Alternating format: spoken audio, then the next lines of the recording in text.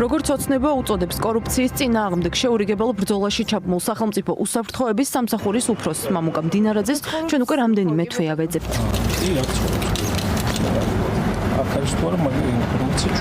იქნებ დაგვაკავშიროთ როგორმე იქნებ სურდეს მასაც დიდი ხანია მედიასთან აღარ გამოჩენილა. გვინდა მას ოცნების წევრების გახმაურებულ და შესაძლო დაკავებებს ვკითხოთ. მის სახელზე ქონება არ ფიქსირდება. ამიტომ ძიებას კვლავ ვაგრძელებთ. ბინას სადაც ის ცხოვრობს, ახალაშენებულ კორპუსში მივაგენით. მისი საცხოვრებელი სახლის პერიმეტრი ათობით კამერითაა აღჭურვილი. ბატონ მამუკასთან ვართ უკაცრავად თუ არის სახლში? არ არის სახლში? 142 კვადრატული მეტრის ბინა ორი საპარკინგი ადგილით მისი სიმამრის გულივერ კუნჭულიას სახელზეა რეგისტრირებული. დოკუმენტების მიხედვით მან ეს უძრავი ქონება 2024 წლის დეკემბერში შეიძინა. სუსის უფროსის ყოფილი საცხოვრებელი სახლით საგურამოში სწორედ სიმამრის სახელზე იყო რეგისტრირებული. მამუკა მდინარაძის სახლთან კამერები ისევ მთელ პერიმეტრზე აყენია, თუმცა ეს დაცვის ჯიხური დალუქულია სუსის ლუქით და ის 16 დეკემბრით თარიღდება. სავარაუდოდ სწორედ მას შემდეგ აღარ ცხოვრობს მდინარაძე ამ სახლში. ის რომ მამუკა მდინარაძე ოფიციალურად საკუთარ სახელზე არაფერს ფლობს, ეს თავისთავად აჩენს ეჭვებს. მისი მეუღლე მხოლოდ 2 მიწის ნაკვეთის მფლობელია. სიმამრის სახელზე კი კიდევ არაერთი უძრავი ქონებაა რეგისტრირებული. მამუკა მდინარაძის სუსის უფროსად დანიშვნის შემდეგ არა თუ ახალი დეკლარაცია არ არის შევსებული, არამედ წაშლილია დეპუტატობის დროინდელი დეკლარაციებიც. არა და კორუფციის წინააღმდეგ ბრძოლის შესახებ კანონში დაკონკრეტებულია, რომ ის უნდა უზრუნველყოფდეს კორუფციის თავიდან აცილებას, რაც ასევე გულისხმობს თანამდებობის პირთა დეკლარაციების წარდგენასა და მათ მონიტორინგს. თანამდებობის პირებს შორის სხვა მრავალთან ერთად ჩამონათვალშია სახელმწიფო უსაფრთხოების სამსახურის უფროსიც. თუნდაც ამის შესახებ შესაბამისი საკანონმდებლო ცვლილებები ქართულმა ოცნებამ მიიღოს, ეს პირდაპირ იმტკიცებულება იქნება, რომ თავად აქვს ამ უწყებას ბევრი რამ დასამალი, სხვა შემთხვევაში რატომ შეიძლება სუსის წინა ხელმძღვანელის დეკლარაცია ყოფილიყო საჯარო და რატომ არ შეიძლება მამუკა მდინარაძის დეკლარაცია იყოს საჯარო. მით უმეტეს, როდესაც როგორც კორუფციის წინააღმდეგ მეწოს, მას ყველაზე მეტად ევალება მისი ქონებრივი მდგომარეობა იყოს გამჭვირვალე, ხალხისთვის თვალსაჩინო.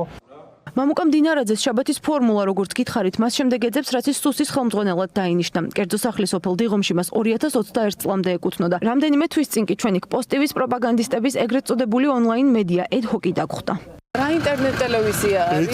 რატო დაგვიმალეს აქ? აი ოპერატორი იყო ძალიან გამოსული და არ გვიცხდა. მანქანა აქვს გაფუჭებული. ეს მამუკა მდინარაძის სახლში რატო არის პროპაგანდისტული მედია სააგენტო? არა, პროპაგანდისტული მედია სააგენტო არა, ის არის ჩრდილოეთ კორეის რაღაცა ტერორისტული ორგანიზაცია. კორუფციასთან მებრძოლი მამუკა მდინარაძის ქონებრივი მდგომარეობა არც ისე გამჭვირვალეა, როგორც თავად სხვებს თხოვს.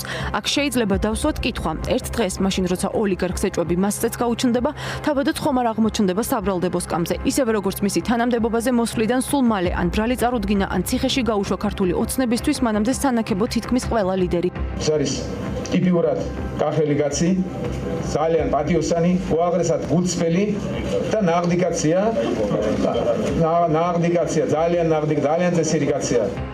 პრემიერი ირაკლი ღარიბაშვილი, ის ვინც როგორც გვარწმუნებდნენ ქვეყანას ომი არიდა. გრიგოლ ლილუაშვილი, სახელმწიფო უსაფრთხოების გარანტი, რომელმაც თითქოს ქვეყანა გადატრიალებებისგან იხსნა.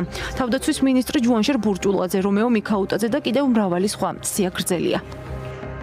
რატომ გაახსენდა მხოლოდ ახლა და რატომ ვერ ამჩნევდნენ წლების მანძილზე იმას, რაზეც მედია და ოპოზიცია მტკიცებულებებით საუბრობდა? ეს ახლა ერთ-ერთი მთავარი კითხვაა, რომელიც ამყარებს ვერსიას, რომ ეს რეალურად არა კორუფციასთან ბრძოლა, არამედ შიდაკლანური დაპირისპირება და ძალაუფლების გადალაგების პროცესია. კიდევ ერთი კითხვაა, ვინ იქნება შემდეგი, რომელზე პასუხადაც უმეტესად კახა კალაძის სახელი ისმის.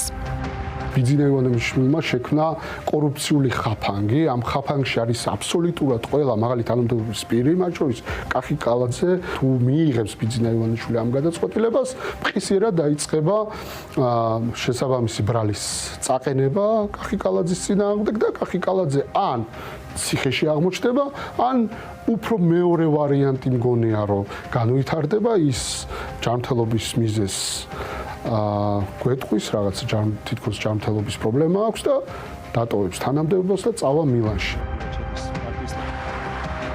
კახა კალაძე ივანიშვილის ეგრეთ წოდებული ძველი გუნდის ერთ-ერთი ბოლო წარმომადგენელია, ამიტომ კითხვები მასზე ლოგიკურად ჩნდება. ძალიან ცუდია, როდესაც შენ ყოფილ თანაგუნდელებს აკავებენ, ხო? არის კონკრეტული ბრალდებები. ეს ძალიან სამწუხაროა და გულდასაწყვეტია, როდესაც ასეთი რამ ხდება. სხვა დანარჩენი დაველოდოთ გამოძიებას. ივანიშვილი რას ფიქრობს ამაზე, ბატონ ბიძინა შეგიძლიათ დაუსვათ შეკითხვა მას. ბატონ ბიძინას ვერ ნახულობთ ხოლმე, რომ დავუსვათ კითხვები, თქვენ გქონდათ კომუნიკაცია მასთან? ეგ არ არის თქვენი საქმე, მე მისთანამა კომუნიკაცია და როდისამა კომუნიკაცია. არსებული, თუმცა დაუდასტურებელი ინფორმაციით კალაძე თანამდებობას და ქვეყანასაც სულ მალე დატოვებს. ამაზე საუბარი ჯერ კიდევ გასული წლის გაზაფხულზე დაიწყო. მაშინ როცა ცნობილი გახდა, რომ ოლიგარქი მისი გუნდის წევრებს კორუფციული სქემებიდან მიღებული ფულის წილს თხოვდა.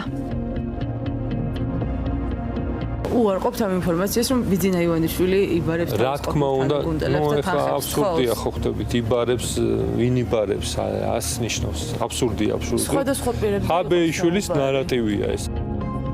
ამ ამბავს უარყოფდა და კითხვებს გაურბოდა თავად კახი კალაძეც. ინფორმაცია ვრცელდება რა ერთ იმაზე, რომ ბიძინა ივანიშვილი თქვენც გთხოვთ. სისულელებს შეეშვით და ამ ბიძულ კამპანიაში რა პასუხი შეგიძლიათ გასცეთ? ბიძური ხალხი, ხო, სადაც უნდა მოიგოთ. მას შემდეგ მის შემცვლელად ამჟამინდელი ვიცე-მერი გიორგი ტყემალაძე სახელდებოდა, რომელიც როგორც ამბობენ მერიაში ივანიშვილის მიერაა დანიშნული. სერიოზულად როგორ შეიძლება რომ გაქცეთ თანხებთან დაკავშირებით, რომ თქვენ განაგებთ ამას და თქვენ რას უპასუხებდით? არ გავნაგებთ, მე ვარ მერის მოადგილე, მაქვს ჩემი ფუნქცია და ვასრულებ ყველა ჩვენ დაკისრებულ მოვალეობას. გასულ წელს მერობის კანდიდატი დაგვიანებით წარადგინეს, მაშინ რჩებოდა შთაბეჭდილება, რომ კალაძის კანდიდატურა ბოლო წამს გადაწყვეტეს. ახლა ცნობილი ხდება, რომ საუბარი მიდის მერის არჩევის საკანონმდებლო ცვლილებაზე, რომლის მიხედვითაც შესაძლებელი გახდება, რომ უახლოეს პერიოდში კალაძის გადადგომის შემთხვევაში ახალი მერი ოცნებამ არჩევნების გარეშე თავადვე აირჩიოს. უამრავი საქმეა, რომელსაც გამოიყენებს მამუკა მდინარაძე კახი კალაძის წინააღმდეგ, უბრალოდ ბრძანება უნდა გახდეს ბიძინა ივანიშვილმა. რისი დადასტურება შეგვიძლია არის ის, რომ ცენტრალურ საარჩევნო კომისია ამზადებს ინიციატივას საარჩევნო კოდექსში, რომელიც გულისხმობს იმას, რომ არჩეული მერის უფლებამოსილების შეწყვეტის შემთხვევაში აღარ დაინიშნოს რიგარეშე არჩევნები და უფლებამონაცვლე პირდაპირ გახდება ვიცე-მერი. ანუ კახი კალაძეს პირდაპირ ჩაანაცვლებს გიორგი ტყემალაძე. როგორც ამბობენ, კალაძე არ იქნება ბოლოვისი, თანამდებობაც ამ შიდაკლანურ დაპირისპირებას შეეწირება. სახელდება მერიის ყოფილი თუ მოქმედი სხვადასხვა მაღალჩინოსანი, მათ შორის ირაკლი ხმალაძეც, რომელმაც არსებული ინფორმაციით ქვეყანა უკვე დატოვა. საუბარია იმაზე, რომ შიდაკლანური დაპირისპირებები იყო და კორუფციული და თქვენც არაერთ კორუფციულ გარიგებასთან თქვენი სახელი დაკავშირებული. სიცოცხლით სავსე ქალაქის პარალელური რეალობაა, რომელზეც ოცნება საუბრობდა, თუმცა საპირისპიროდ მოსახლეობა მას სიკვდილით სავსე ქალაქს უწოდებს. ქალაქს, სადაც კორუფციული გარიგებების, დაუდევრობის თუ გულგრილობის გამო ბაზარში საყიდლებსა თუ სკვერში სათამაშოდ გასულები ტრაგიკულად იღუპებიან. თუ არ იქნება მოსახლეობის 100%-იანი თანხმობა, ჩვენ არ გვაქვს არანაირი უფლება ეს ადამიანები იძულებით გამოვიყვანოთ თავიანთი საცხოვრებელი ბინები.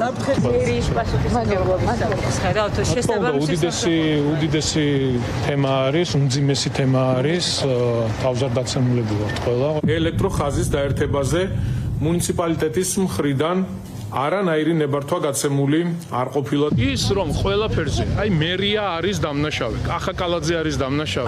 ეს არის ზური. ოფიციალურად რომელი საქმე გახდება მისი სავარაუდო ბრალდების საფუძველი ეს არ ვიცით. შესაძლოა იყოს რეაბილიტაციისა და ბაღების საქმე, სამშენებლო ნებართვები, რომლითაც დედაქალაქი ბეტონის კედლებად იქცა, რადგან უხვად და უპრობლემოდ გასცემდა ოცნებასთან დაკავშირებულ ბიზნესმენებზე ნებართვებს.